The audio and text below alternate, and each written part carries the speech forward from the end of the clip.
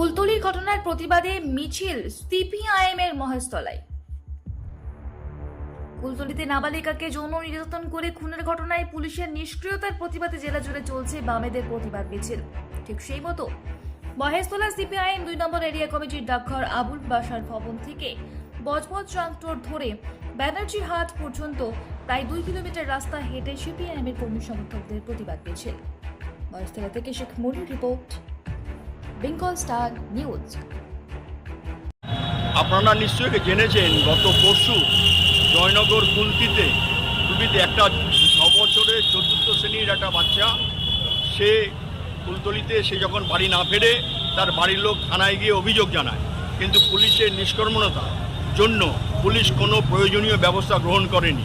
পরে দেখা যায় মাঝরাতে সেই বাচ্চাটি ধান খেতে পড়ে রয়েছে, তার উপর শারীরিক অত্যাচার, ধর্ষণ করা হয়েছে এবং তাকে খুন করা হয়েছে।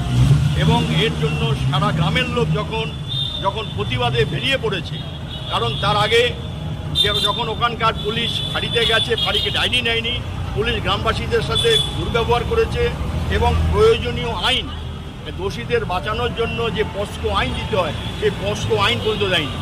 আজকে দেখেছেন তার জন্য সারা রাজ্যে মানুষ এই শিশুটির উপর যে নির্যাতন হয়েছে, কারণ এইখানে তো থেমে নেই, গত 3 দিন ধরে বিভিন্ন জায়গায় আরও কয়েকজন নারীর উপর এরকম শারীরিক অত্যাচার হয়েছে।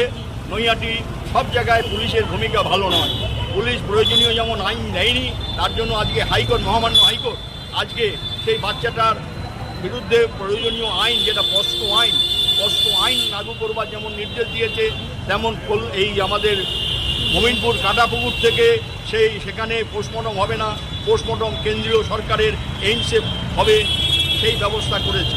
তার জন্য আজকে দক্ষিণ 24 পরগনা জেলার প্রত্যেকটা এরিয়া কমিটিতে এই ধরনের বিক্ষোভ মিছিল হচ্ছে। কারণ আমরা আরজিকরের ঘটনার পর আমরা ভেবেছিলাম পুলিশ প্রশাসন তারা সজাগ হবে, প্রয়োজনীয় ব্যবস্থা নেবে, কিন্তু দেখা যাচ্ছে পশ্চিমবঙ্গ সেই পশ্চিমবঙ্গই আছে, যেখানে নারী মুখ্যমন্ত্রী থাকা সত্ত্বেও আজকে 9 বছরের বাচ্চাও এই রাজ্যে সুরক্ষিত নয়, আর বয়স্কাও সুরক্ষিত নয়। এই অত্যাচার বেড়েই চলেছে। আমরা বলছি স্বরাষ্ট্রমন্ত্রী হিসাবে তিনি ব্যর্থ, তার দায় নিয়ে তার পদত্যাগ করা উচিত। এই দাবিতেই আমাদের আজকের মিছিল। কোথায় যাবেন? আমাদের এটা আজকে এখানে আবুল বাসার ভবন, পুরাতন ডাকঘর থেকে শুরু করে ডাকঘর হয়ে ব্যানার্জিয়ারে শেষ হবে এবং সারা জেলায় আজকে হচ্ছে এবং রাজ্যের বিভিন্ন জায়গায় বিভিন্ন আজকে কর্মসূচি হচ্ছে।